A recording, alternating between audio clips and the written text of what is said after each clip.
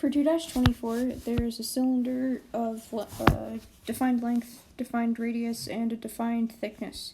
So we need to find the temperature profile of this, assuming it's 1D, steady state constant, no generation per volume generated. So we start with our energy balance equation, which is in minus out plus generation equals accumulation. We can substitute energy, or E for energy, that's Q, times your area for the different radii. And then your Egen, and that is equal to your difference in energy over time. So then you can use Fourier's law, and these are equal to your Q's. So 2 pi RL over R, or for the R, and then R plus the thickness, plus your generation term. So that's just simplifying here. Next, you want to divide by a volume of an element, and you can do that by delta R and dividing by 2 pi RL. And we cancel 2 pi LK, and we get this as the answer. So then our temperature profile, just solving, putting everything on the left side, is 1 over R ddr R dt dr plus your generation term over K. For this next problem, there is some fluid running through a pipe. On the top, there is a plate on top that is subject to radiation and is a gray body radiation, or is a gray body, and then around it, the surroundings are a black body. We know the emissivity and absorptivity.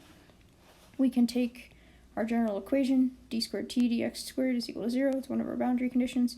That's equal to C1 if you take the derivative. If you take the derivative again, you get this. And then you use your boundary conditions, x equals 0, and then get C1 is equal to Q naught over K.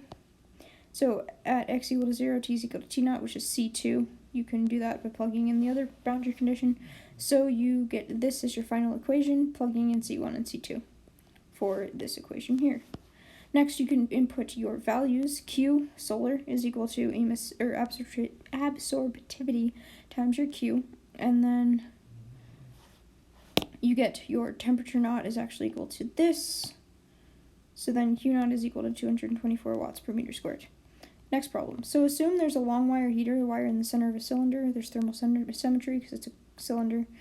We know that the K constant is 15.2 watts per meter times K.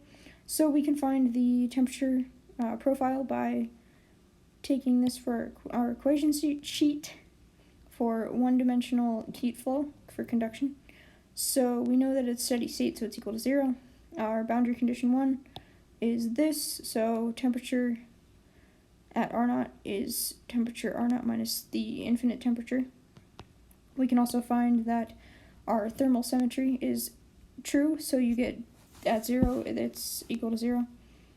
So then you can take those and plug back into your original equation, getting this. You integrate once for C1, plug in as R equal to 0. You get C1 is equal to 0, and then dt dr is just equal to Egen over T, or energy generation over 2K times R. We can integrate again. C2 we find is equal to temperature infinity plus your generation term over 2H, and then your temperature 1 can be solved for by using the original equation and plugging in your constants. Then, simplifying, we have at 0, we take away these r's because at 0 it's nothing, so it's R0 minus 0. And you can plug in your correct values and get to 125 degrees C. Lastly, we have a cup and evaporating water. So we know it's saturated, there's weak solubility, so we can use Henry's law. Here's some constants from the different tables. Here's our pressure, or vapor pressure equation from Henry's law. Then we can take our partial pressure, which is 0.0176 for the vapor, water vapor. And then the pressure of dry air, which is the partial pressure of dry air, is just P minus the pressure of the vapor, so that's everything that's left. You get 0.953 bar. Then we can find the component of dry air, which is pressure over your total pressure. So then we get 0.953 over our total pressure, and we get 1.6 times 10 to the negative fifth is your component.